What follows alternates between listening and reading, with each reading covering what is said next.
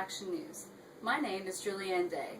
I'll be filling in for all my co-workers because they all got sick. Well, they didn't really get sick. They all have boils on parts of their body that is unmentionable. If you'd like to know though, a boil is where your hair follicle and sebaceous glands become inflamed. This is caused usually by a bacterial infection. But enough of that, on to some news. Today's top story.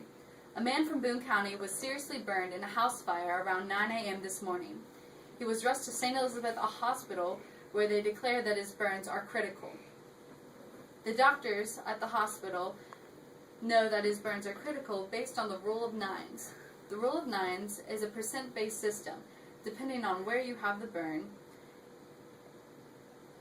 depending on where you are burned, the percent is higher or lower.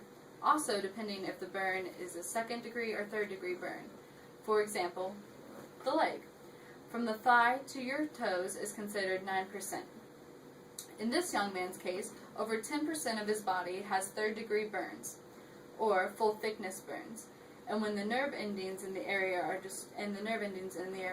destroyed. Third degree burns are the worst burns you can receive.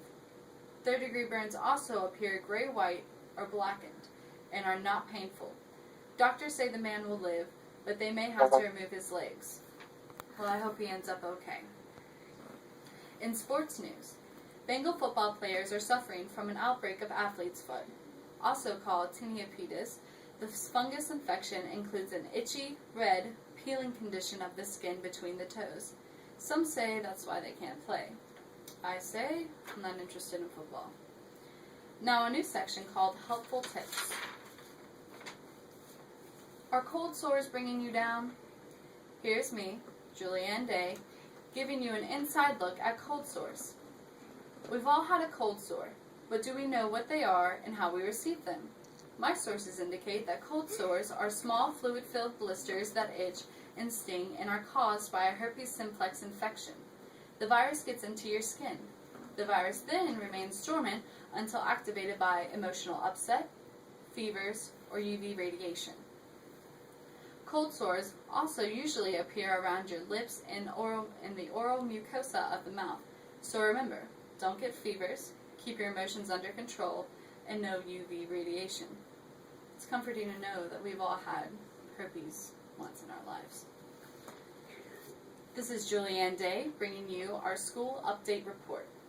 Last week we reported on the number of students not washing their hands after using the restroom. This week we are focused on impetigo. Come up here. Come here.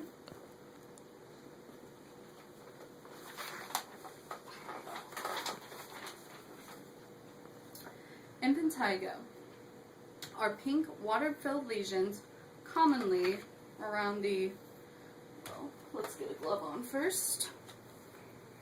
You don't even have to get a glove on?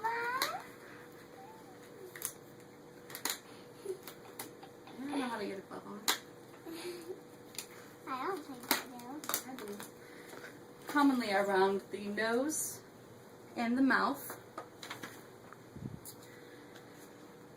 That develops a yellow crust and eventually rupture. Caused by a highly contagious staphylococcus infection, it is said that impetigo is running rampant at Stevens Elementary School in Burlington, Kentucky. Since it's common in elementary school-aged children, this report may seem irrelevant, but over 80% of the children have it at this point. As you can see, this is one of them. Stevens Elementary say they might have to close the school down for up to 2 weeks until the children get better and stop this rampant disease. So if you see any children, I would stay far, far away from them. We have an update now from the man in the house fire this morning. It is said that upon further inspection of the burns, the doctors have made a mistake. The burns were only second-degree burns or partial thickness burns. Second-degree burns involve injury to the epidermis and the upper region of the dermis.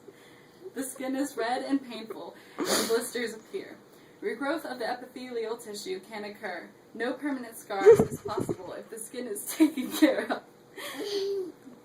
This is a very good thing for this young man, and doctors say they will not have to amputate either one of his legs. He's suspected to recover in 1 week and will be let out of the hospital. What a lucky young man, right? He's lucky. You got me again. Yeah. This has been Juliann Day reporting from Live Action News.